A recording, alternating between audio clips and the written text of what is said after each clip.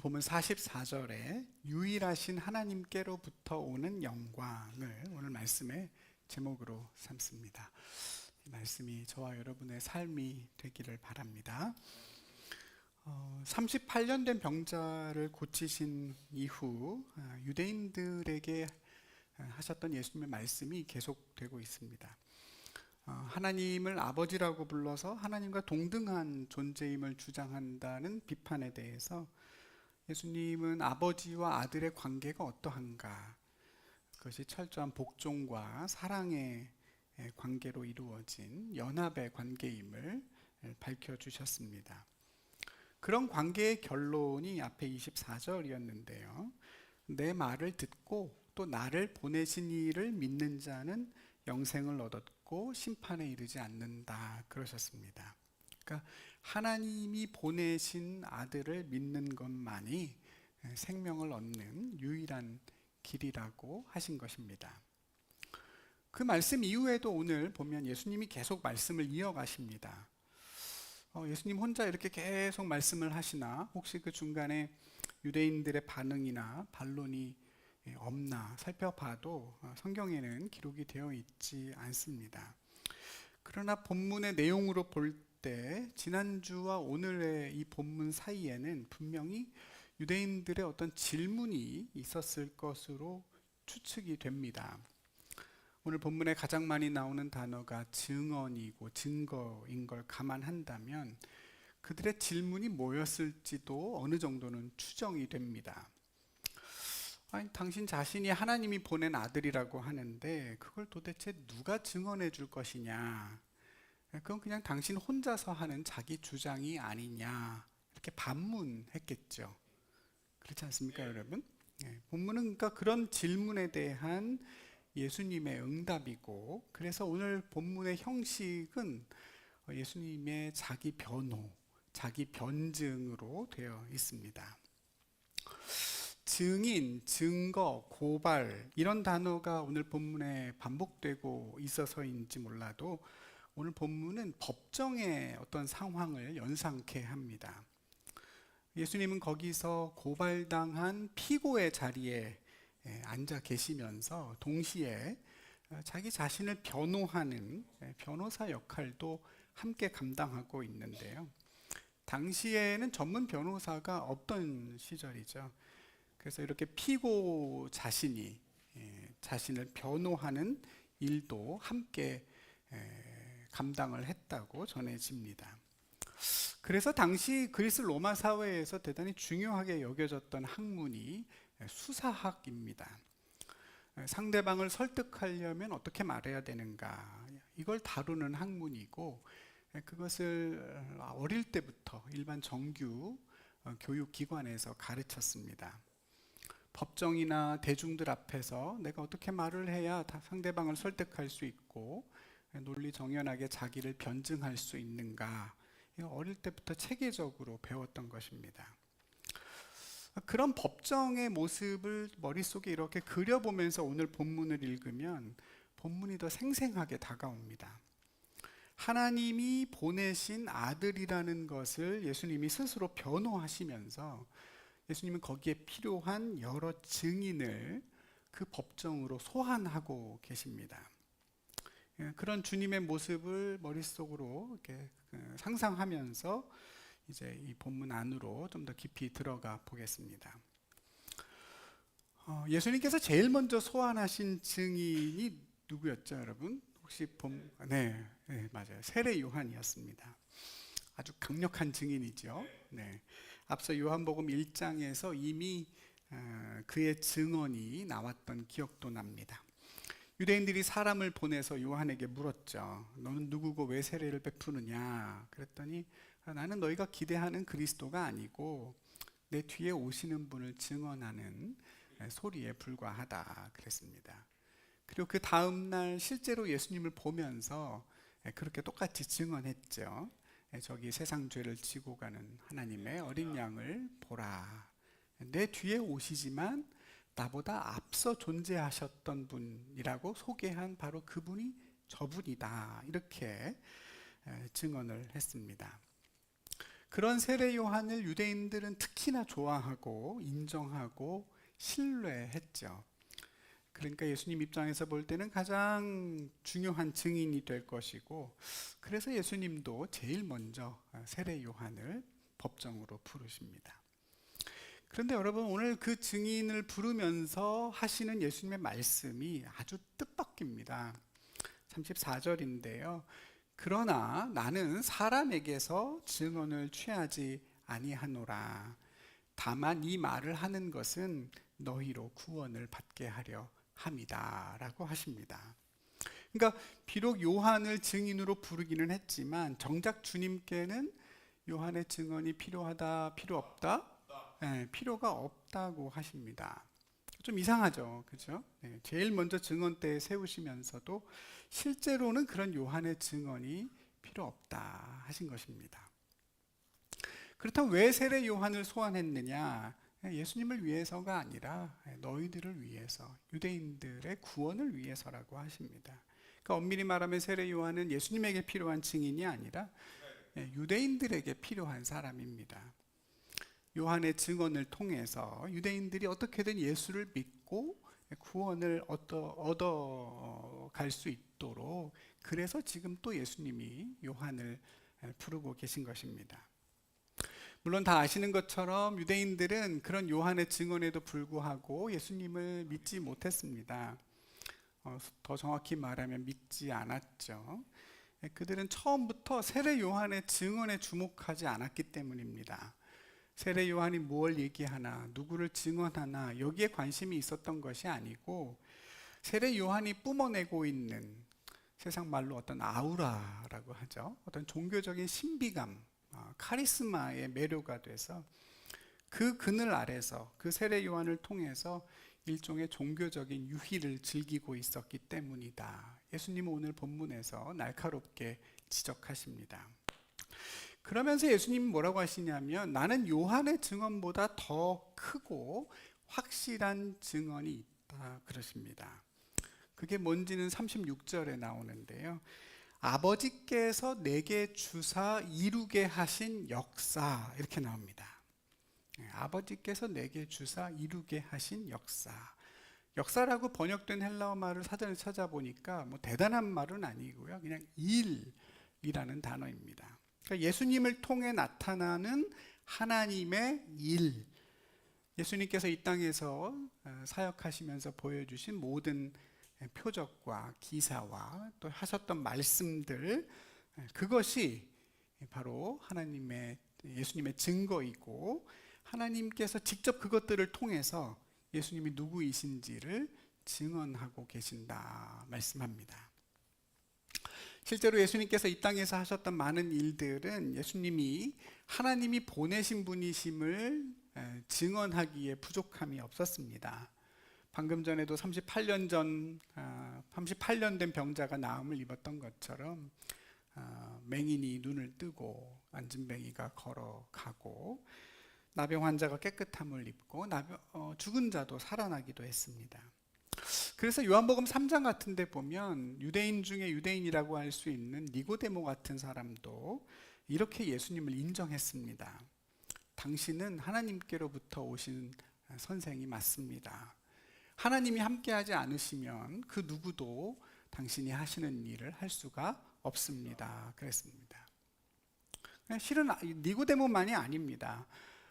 예수님께서 예루살렘에서 행하셨던 많은 표적을 보았던 사람들이 예수님을 믿게 됐다, 이렇게 앞에 2장에 나왔습니다.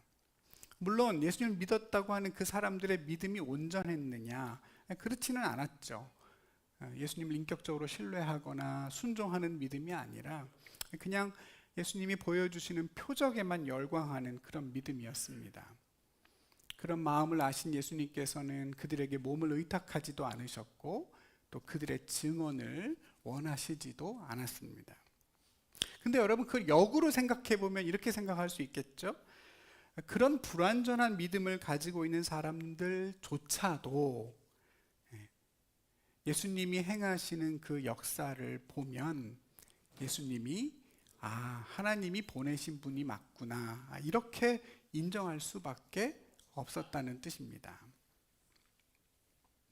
그 다음에 예수님께서 소환하신 증인은 37절에 나옵니다. 또한 나를 보내신 아버지께서 친히 나를 증언하신다 그랬습니다. 누가 예수님의 증인이라고요? 네, 하나님 아버지가 증인이라십니다. 구체적으로는 어떤 모습인가 봤더니 하나님의 말씀, 구약 성경을 통해서 예수님을 하나님이 직접 증언하신다 그랬습니다. 너희가 성경에서 영생을 얻는 줄로 생각하고 성경을 깊이 연구하거니와 성경이 곧 나에 대하여 증언하는 것이다, 이렇게 말씀하시죠. 물론 유대인들은 그 하나님의 증언도 받아들이지 않았다, 예수님은 책망하세요.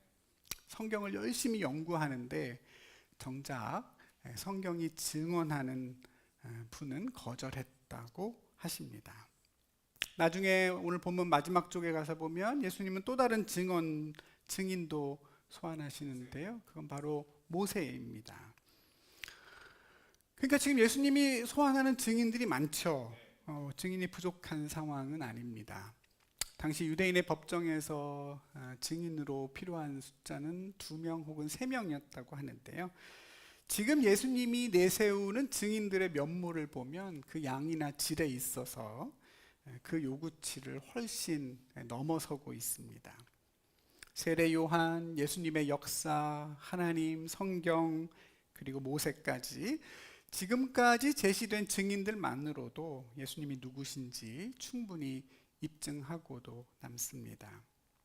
그럼에도 예수님을 믿지 못한다면 그것은 증거가 부족해서가 아니라 도무지 믿으려고 하지 않는 마음의 완악함 때문이겠죠.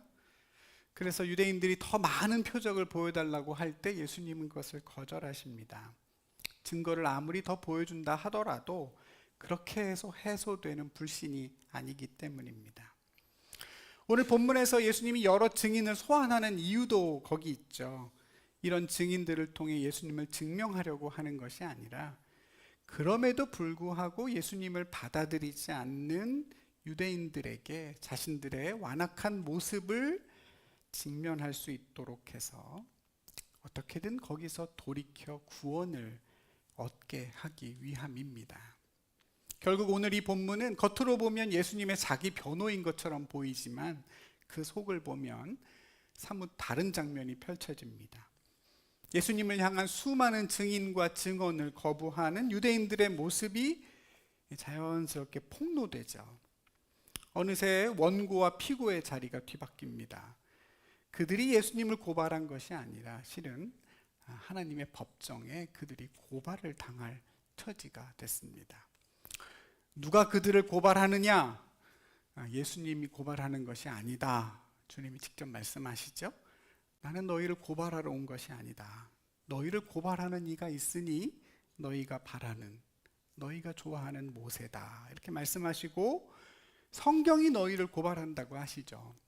성경이 영생을 얻는 줄로 생각하고 너희가 깊이 연구하지만 너희가 그 증언을 받아들이지 않는 것은 하나님의 말씀이 너희 안에 거하고 있지 않기 때문이다 하십니다.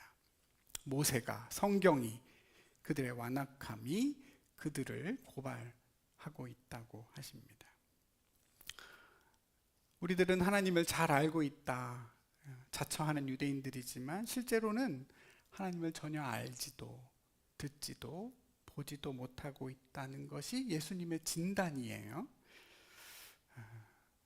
너무나 하나님을 잘 알 것 같은데 그렇지 않아요.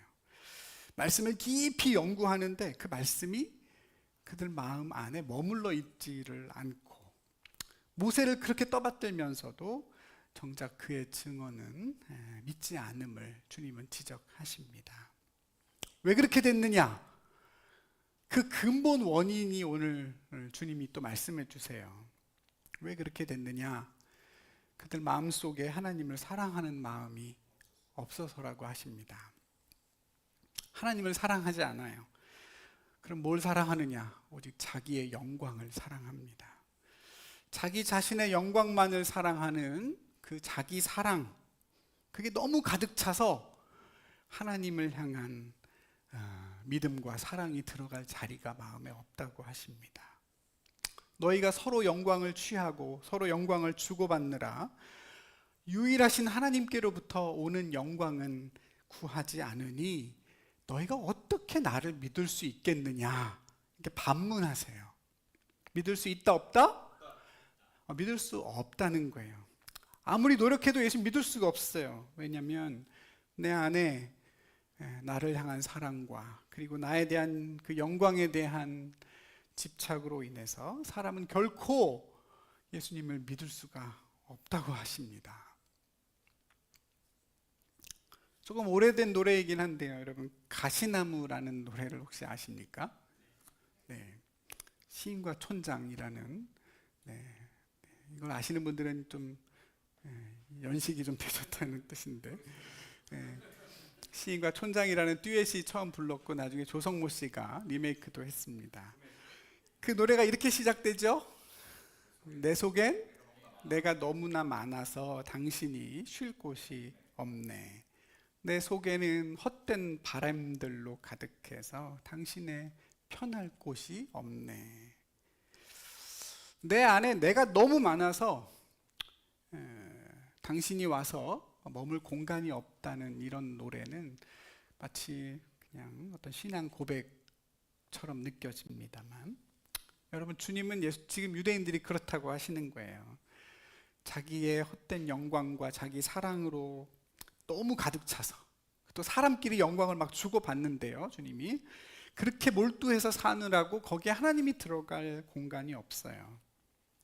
그러다 보니 결국은 예수님을, 하나님이 보내신 아들을 믿을 방법도 없게 됐다 탄식하십니다. 여러분, 사람이 어떤 영광을 구하면서 살아가는가, 그것은 대단히 중요한 문제입니다. 예수를 믿고 안 믿고가 거기 달렸다고 주님 말씀하시니까요. 우리가 사람에게서 오는 영광을 구하고 찾고 살아가다 보면 주님은 더 이상 우리에게 보이지 않게 됩니다. 사람들이 하는 소리에 귀를 기울이고 살다 보면 우리를 향한 주님의 세미한 음성이 어느새 들리지 않게 됩니다. 만약 예수님께서 자기 이름으로 왔다면, 다시 말해 자기 이름을 앞세우는 어떤 세상적인 영웅의 모습으로 사람들 앞에 오셨다고 한다면 오히려 유대인들은 예수님을 열렬히 환영하고 영접했을 거라고 오늘 말씀하시죠. 대중들은 자신들의 욕망을 채워주고 또 그 욕망을 스스로 이렇게 발현하는 존재에 열광하기 때문입니다.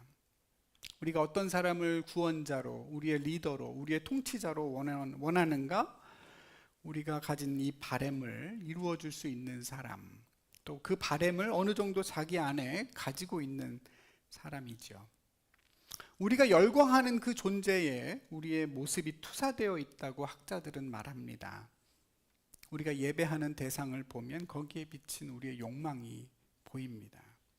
근데 여러분, 예수님은 그런 욕망을 투사할 수 있는 대상이 아니셨습니다.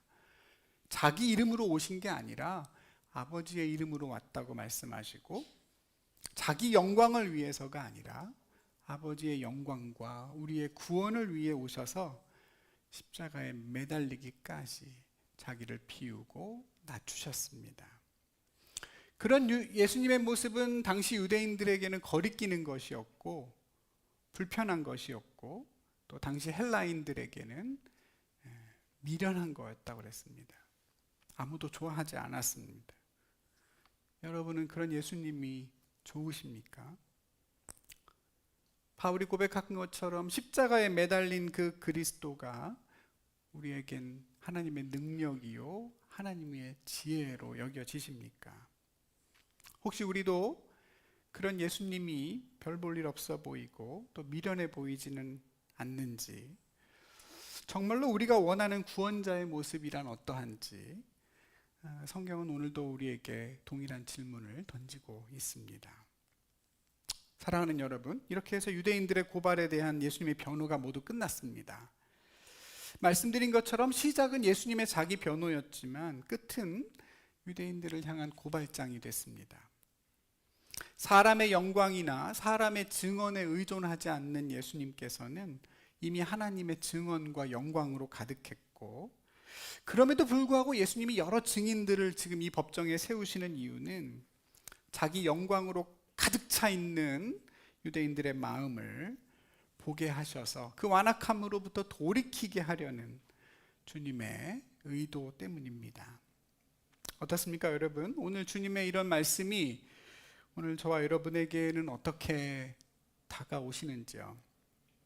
이미 예수님을 영접했고 이미 믿고 있다는 저와 여러분에게는 과연 어떤 영광을 구하며 살아가고 있습니까? 우리 자신의 가치를, 나의 존재를 어디에서 확인하고 또 삶의 의미를 얻기 위해서 우리 누구에게, 무엇에 의존하며 살아가고 있습니까? 유대인들이 그랬던 것처럼 우리도 사람의 영광과 인정에 목말라 하고 또 그렇게 서로 영광을 주고받느라 분주하진 않습니까? 예수님은 유일하신 하나님께로부터 오는 영광을 구하고 계셨다 그랬는데, 여러분 그런 영광을 구하고 계십니까? 사람이 뭐라고 하든 남들이 나를 뭐라고 판단하든 상관없이 하나님의 사랑과 하나님의 인정에 내 삶의 뿌리를 깊이 내리고 정말 주님의 기쁨이 될 만한 일들에 마음을 쏟으며 정말 주님 한 분만으로 충분한 그런 삶을 여러분 살아가고 계신지요? 머리로는 알지만 말대로 되지 않죠? 쉽지 않죠, 여러분? 사람이 아니라 하나님에게서 오는 영광을 구하며 산다는 것이 얼마나 어려운 일인가 살아가면 살아갈수록 더 뼈저리게 느끼는 것 같습니다. 근데 여러분 그걸 힘들다고 포기해버리면 우리도 예수님을 믿을 수가 없습니다. 믿을 수가 없어요. 유대인들과 똑같이 됩니다. 우리 안에 사람의 영광으로 가득 차고 사람의 증언을 구하는 마음이 가득 차면 그냥 좀 신앙이 부족해지는 게 아닙니다, 여러분. 예수를 믿을 수가 없다고 하세요. 아무리 말씀을 읽고 아무리 예배를 드리고 우리가 많은 일들을 해나간다 할지라도 그것이 결국 예수님을 증언하기 위함이 아니라 그냥 나 자신을 증명하고 나를 세상에 드러내기 위한 수단으로 끝날 수 있습니다. 사랑하는 여러분, 예수님께서 사람의 증언에 휘둘리지 않으실 수 있었던 이유는 단 하나입니다. 예수님 안에 하나님의 증언이 이미 충만했기 때문입니다. 너는 내 사랑하는 아들이요 나는 너를 기뻐한다 하는 그 하나님의 인정으로 주님은 충만하셔서 다른 증언이 필요가 없고 끼어들 틈이 없습니다.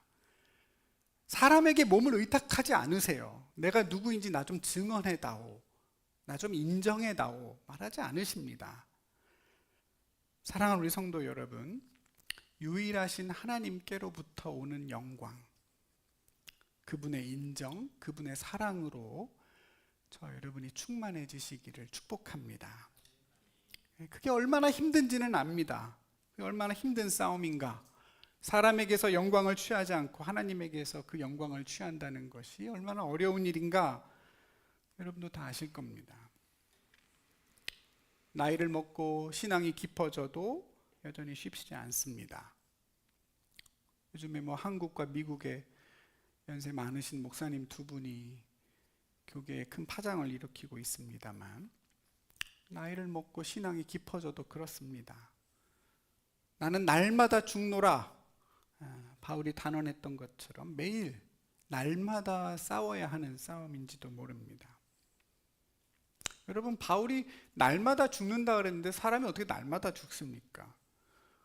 어제 분명히 죽었는데 오늘 또 죽는다는 건 무슨 뜻이에요? 응? 어제 죽었잖아요. 날마다니. 그렇지, 다시 살아난 거지. 그죠?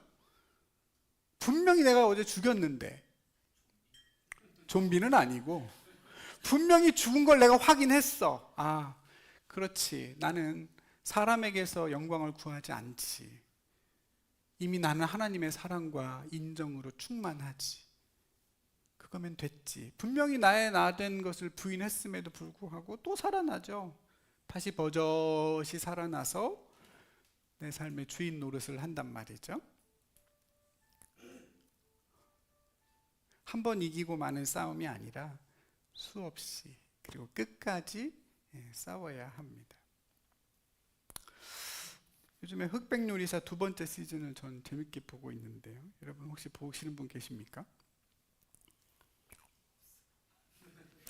여러분들은 다 그런 거 쳐다보지도 않고 말씀과 기도에 전념하시는군요. 저는 봐요. 거기 그럼 이거 뭐 빼야 되나요? 이거 어떻게 해야 되지?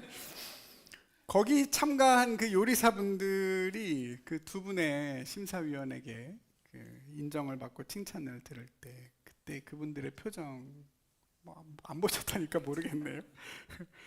거기 그 분야에서 이미 세계 최고라고 하시는 분들이죠. 나이가 70이 넘고 80이 넘은 분도 계십니다. 벌써 미슐랭 별을 몇 개씩 받으신 분들이에요. 근데 심사위원의 그 평가 한마디에 어린아이처럼 울고 웃습니다. 그게 사람이고 우리 인생이죠. 아무리 인정을 받고 또 받아도 오늘 눈 뜨고 일어나면 다시 새로운 인정을 갈구하는 피곤한 운명입니다. 그걸 무슨 수로 떨쳐내고 살겠어요, 여러분? 그렇지 않습니까? 그것 자체가 내 실력의 잣대이고 힘이 되고 권세가 되고 돈이 되고 또 그 인정이 이 힘든 세상을 살아가는 작은 버팀목이 되는데 말입니다. 우리 힘만으로는 불가능하죠. 하나님의 은혜가 필요하고 무엇보다 말씀드린 대로 유일하신 하나님으로부터 오는 영광을 내 삶의 초점에 두고 살아가야 할 뿐입니다. 나는 사람에게서 영광을 취하지 않을 거야. 사람의 인정을 받으려고 몰두하지 않을 거야. 이렇게 해서는 안 됩니다, 여러분. 그런 방식으로는 잘 안 돼요. 부정을 결심하는 게 아니라 긍정을 붙쫓아 나가야 됩니다. 어둠을 막 몰아내려고 애쓸 필요 없죠. 그냥 빛을 향해 한 발 내디디면 되는 것처럼 사람의 영광 난 필요 없어 이런 쪽이 아니라 그게 아니라 유일하신 하나님으로부터 오는 영광을 사모하고 누리는 방향으로 가야 합니다. 그러면 언젠가 우리도 예수님처럼 사람에게 의탁하지 않아도 되는 그런 때가 올 겁니다. 태양의 밝은 빛 앞에서 손전등 빛이 무의미해지듯이 하나님이 내게 주시는 그 찬란한 영광에 사로잡혀서 더는 사람들의 영광에 연연하지 않을 수 있지 않을까요? 사랑하는 우리 성도 여러분, 유일하신 하나님으로부터 오는 영광을 구하고 그 영광의 그늘 안에서 자유와 쉼을 꼭 누리며 사시기를 축복합니다. 그 어떤 세상의 칭찬보다 사람의 인정보다 우리를 향한 하나님의 기쁨과 또 인정이 우리의 자랑이 되고 또 보상이 되기를 간절히 소망합니다. 보냄을 받은 자에게는 여러분 반드시 보낸 자의 역사가 나타난다는 주님의 말씀에 우리가 그 부분도 좀 귀를 기울였으면 좋겠습니다. 아버지께서 나를 보내신 것을 증언하기 위해서 예수님께는 아버지의 역사가 나타났습니다. 근데 여러분 우리 또 마찬가지죠. 아버지께서 나를 보내신 것처럼 나도 너희를 보내는 거라고 하셨습니다. 저와 여러분이 주님의 보냄을 받은 자들입니다. 여러분 믿으십니까? 보내십니다. 그냥 사는 삶이 아니라 우리를 보내십니다. 세례 요한을 향해서 세례 요한은 켜서 비추는 등불이라고 하셨는데요. 저와 여러분을 향해서도 너희는 세상의 빛이라고 했습니다.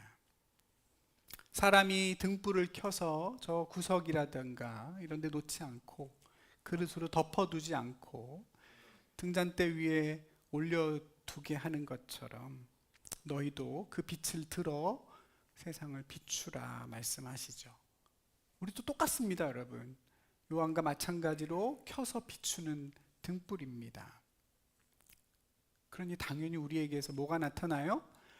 하나님이 우리를 보내셨음을, 예수님이 우리를 보내신 자임을 드러내는 증거가, 역사가 나타납니다.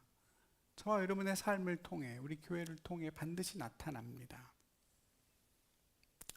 그 빛을 덮고 있는 그릇을 좀 치워버린다면, 인간적인 욕심의 그릇, 자기 연민의 그릇, 또 사람의 인정을 원하는 그 그릇을 좀 깨뜨릴 수만 있다면 주님이 우리를 세상에 보내셨다는 사실이 반드시 우리의 삶을 통해 나타날 것입니다. 만약에 그런 역사가 나타나지 않는다면 뭐가 문제겠어요?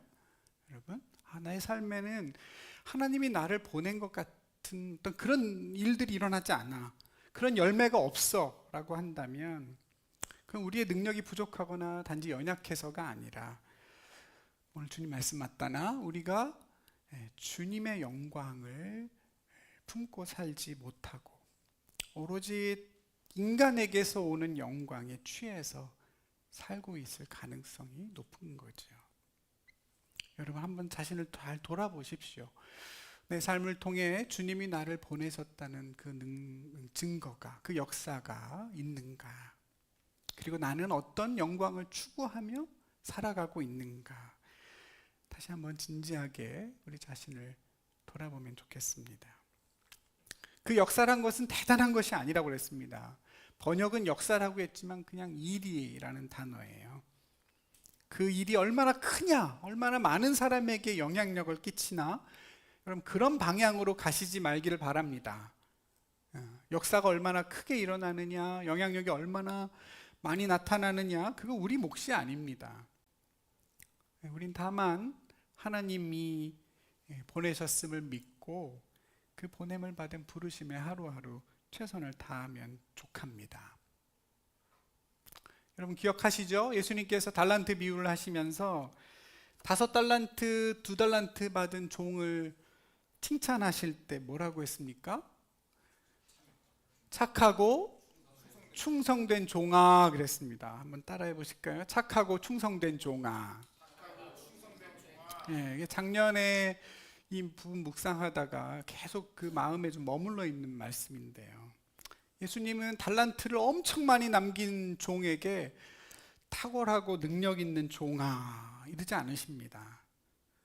많이 남긴 결과에 초점을 두는 것이 아니고 그 일을 대하는 그의 태도와 과정을 주목합니다. 착하고 충성된 종아. 그 아이들을 향한, 우리 자녀들을 향한 부모의 칭찬도 그래야 된다고 그랬죠. 시험 공부 많이 했죠. 시험 성적 잘 받아왔으니까 너 참 잘했다 이게 아니라 그 과정과 노력을 칭찬을 꼭 해줘야만 아이들의 실패를 두려워하지 않고 그 성실함의 가치를 배울 수 있다. 전문가들이 얘기하던데요. 오늘 예수님이 똑같이 말씀하시는 거죠. 착하고 충성된 종아. 주인을 사랑해서 어떻게든 주인의 기쁨이 되고 주인에게 보탬이 되고자 하는 착함, 그리고 그 주인의 기쁨을 위해 끝까지 힘을 다하여 수고하는 충성. 주님은 그거면 된다는 거죠. 결과는 하등 중요하지 않아 이건 아니라 그 결과의 크기가 어떠하더라도 하나님은 그 결과를 통해 능히 무엇이든 이룰 수 있는 부요하신 분이기 때문입니다. 너가 적은 일에 충성했구나. 그 다음 뭐예요? 내가 많은 걸 맡긴다고 그러시잖아요. 그러니까 주님의 주권 아래 있는 거죠. 그냥 우린 주어진 부르심 앞에 충성하면 그것이 곧 하나님이 우리를 통해 나타내는 주님의 역사가 됩니다. 반대로 1달란트 받은 사람에게 하신 주님의 책망이 뭐였어요? 어떤 종이에요? 악하고 게으른 종이. 악하고 게으른 종. 주인을 사랑하지도 않아요. 주인의 이익을 위해 노력할 마음이 없어요. 오직 자기 안위만 생각하는 악함과 거기에서 비롯된 나태함을 지적하십니다. 달란트를 묻은 게 아니라 사실은 부르심과 사랑을 묻은 거죠. 나는 1달란트밖에 못 받았고 남들은 5달란트, 2달란트 받았으니 내가 그냥 열심히 해도 별 소용이 없겠다. 그런 생각도 했을 겁니다. 앞에 말씀드렸던 대로 비교와 자기 연민의 그릇으로 자기 빛을 덮어둔 거죠. 우리도 맨날 빠지기 쉬운 거예요. 어차피 나는 요거밖에 못할 텐데, 쟤는 이만큼 하는데 그냥 안 하고 말지 뭐.